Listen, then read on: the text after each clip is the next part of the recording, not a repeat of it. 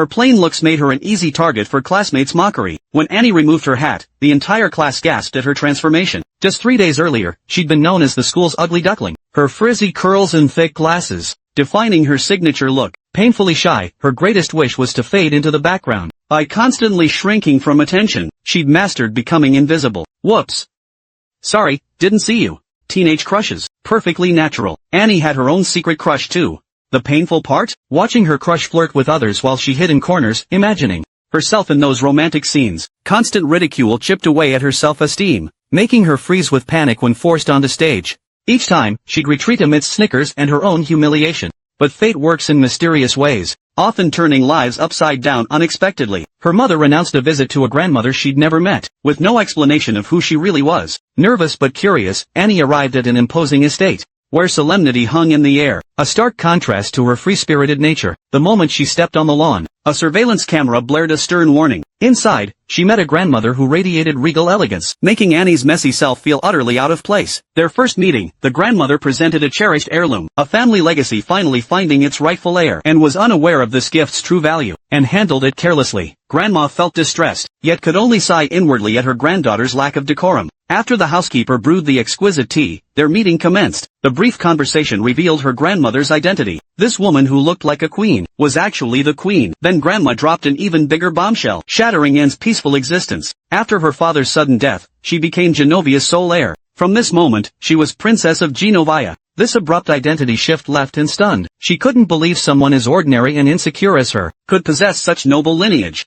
Hearing she'd rule a nation upon adulthood, plunged Anne into panic. This fairy tale situation filled her with dread and resistance toward being a princess. The girl, determined to remain invisible, fled home at last and confronted her mother about hiding her father's identity. Mother explained she'd cherished dreams and refused to be a gilded cage canary. Hiding his identity shielded them from scrutiny. This confirmed the queen hadn't deceived her. Dawn arrived, with a flag-bearing stretch limousine outside Anne's home. For Genovia, the queen humbled herself to visit, since without a royal heir, the monarchy would dissolve. But seeing this free-spirited granddaughter raised in a free country, the queen found it a daunting task, and remained resistant, terrified of public scrutiny, and daunted by royal duties. To her, princess life meant suffocating rules and rituals, a world away from her carefree lifestyle. So she retreated again, clinging to her familiar world. But fate's wheels, once set in motion, wait for no one. Finally swayed by her mother and grandmother, and resolved to embrace her new role. Stepping out, she gaped at the limo with miniature flags from today, and had chauffeurs and bodyguards.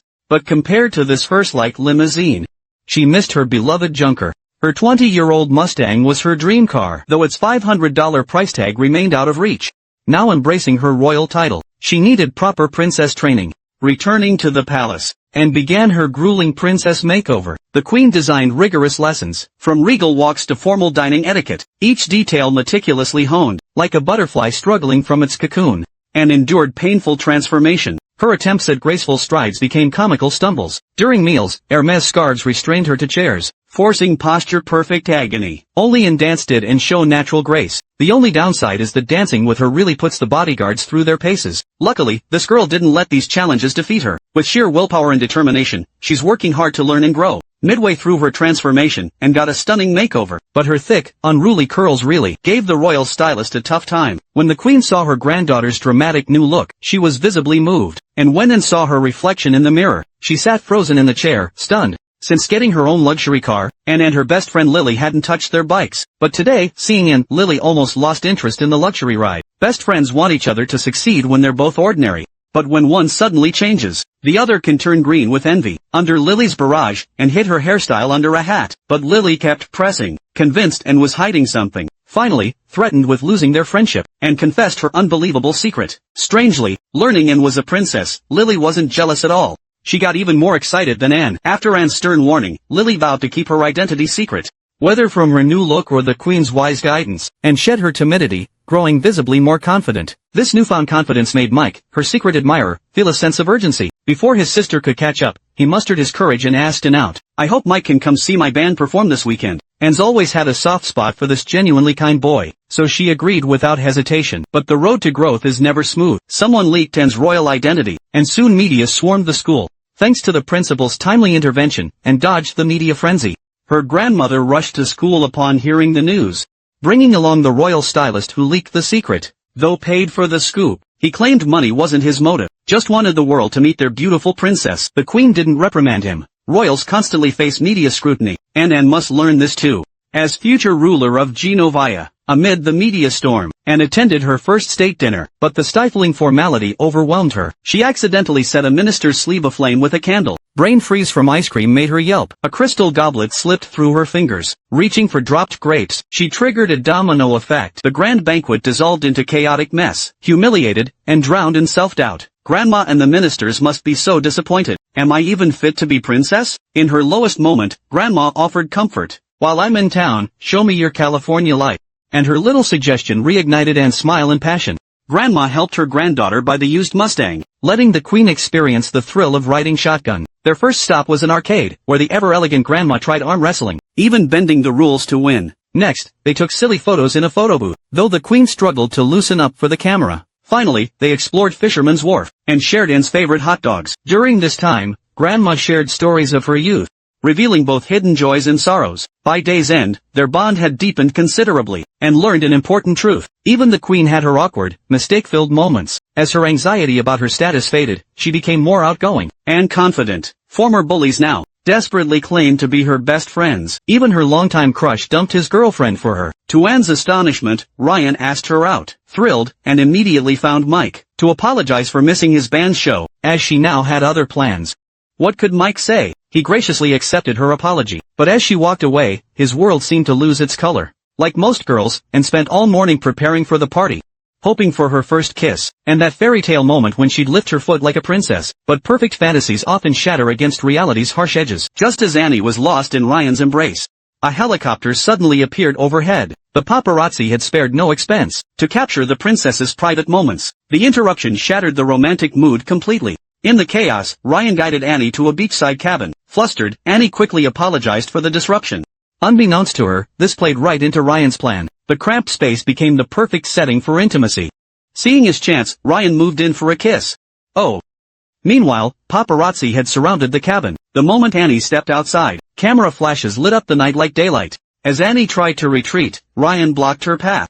Seeing his ticket to fame, he forcibly kissed the princess. This time Annie raised her foot, but to grab her shoe as a weapon. Escaping the chaos, Annie reached the beach only to confront classmates who usually tormented her. Miraculously, they offered help to the beautiful princess. Unsuspecting, Annie accepted their clothing and entered a makeshift changing stall. Little did she know this was another trap. Before she could change, a girl summoned swarms of paparazzi. The photographers then overturned the changing stall. Instantly, scandalous headlines exploded, fueled by distorted stories and compromising photos, propelling Annie into a media firestorm. Her Majesty was deeply disappointed by this self-destructive conduct. Such disgraceful behavior from the heir apparent tarnishes the entire royal house. Annie was crushed with guilt, having failed Her Majesty's trust and expectations. As the despondent princess departed, bodyguard Dan stepped forward. After overnight investigation, he uncovered the truth. That boy exploited our princess. Those girls envied her. Dan's counsel rekindled Her Majesty's faith in Annie. Post-scandal, classmates reverted to their old ways. But the transformed Annie wasn't that pushover anymore.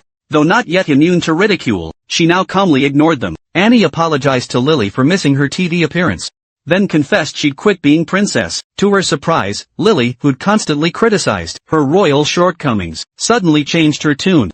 She urged Annie to remain princess. For invisible girls like us, Annie's princesshood is miraculous. Lily insisted she must embrace this miracle and fulfill her royal duty. Lily's words reignited Annie's resolve. Even if deposed, she'd never be that timid girl again. Staring down arrogant Ryan, Annie's gaze hardened. Her metamorphosis begins. Starting with you. As Ryan ogled cheerleaders, Annie swung the bat decisively, ignoring Ryan who was writhing in pain. She dashed to round the bases. The scumbag kneeling on the ground became a mere backdrop to her triumph. As expected, Annie made it safely to base. But this alone wasn't enough to make everyone realize she wasn't to be messed with. Nana, Ryan's ex-girlfriend, remained the most envious of Annie's status. She'd seize every chance to confront Annie, but this time when challenged, Annie's actions not only earned her classmates newfound respect, but fully restored her own confidence and courage. The only sadness for Annie was Mike, whose warmth toward her seemed diminished. Though he'd returned her vintage Mustang, his enthusiasm was noticeably absent. Annie offered a heartfelt apology for standing him up last time. To make amends with this gentle soul, she decided to invite him to Genovia's Independence Day ball. Now shining like the brightest star, Mike felt he could only admire her from afar. With a gentlemanly bow, the gentle boy quietly withdrew.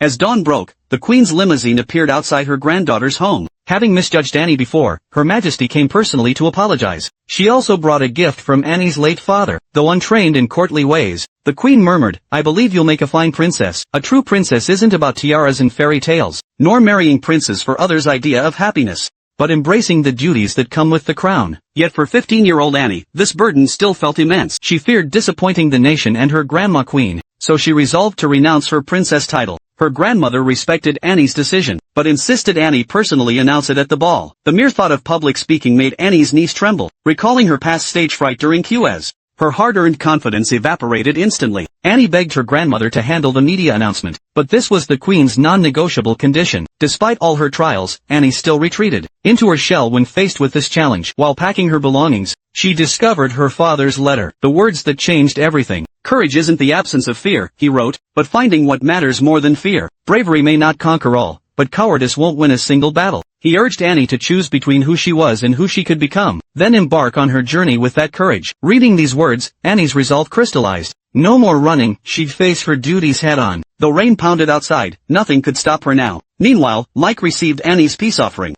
A pizza spelling sorry in Skittles. This genuine apology melted away Mike's lingering doubts. He might still make it to the ball. But Annie's luck had run out. Her beat-up clunker stalled in the downpour. Waves of bitterness and despair washed over and as she collapsed into the seat. Just then, the limousine bearing the royal flag pulled up beside her. With no sign of her granddaughter, the Queen had no choice but to deliver the address. After today, the future of our nation would pass to another. Just as she was about to make the announcement, and arrived at the ball. No elegant gown, just drenched and disheveled. She stood before everyone, the same girl who'd once vomited from nerves when facing a classroom, now meeting their scrutinizing gazes with calm composure, and spoke with unadorned sincerity. Her raw honesty earned thunderous applause. As her grandmother placed the crown upon her head, Anne's transformation from ordinary girl to princess was complete, reappearing in a resplendent gown. Only one thing was missing, a dance partner. Her searching gaze swept across the crowd, disappointment melting into joy as she spotted the gentle boy who'd bridged their worlds beyond status. From this moment, he would be her steadfast knight. After their dance, they wandered into the gardens. Gazing at the flawless princess before him, Mike couldn't resist, voicing the question in his heart. Why me? Because you saw me when I was invisible. This time, and fulfilled the fairy tale moment. Rising onto her toes after true love's kiss. Life's most breathtaking views lie beyond steepest climbs. Perhaps you stand in fog now, path obscured. Doubt and noise may fill your ears, making you question each step forward. But trust this, within challenges that make you tremble, lies the chrysalis of transformation. True bravery is an absence of fear, but moving forward with tears streaming down your face.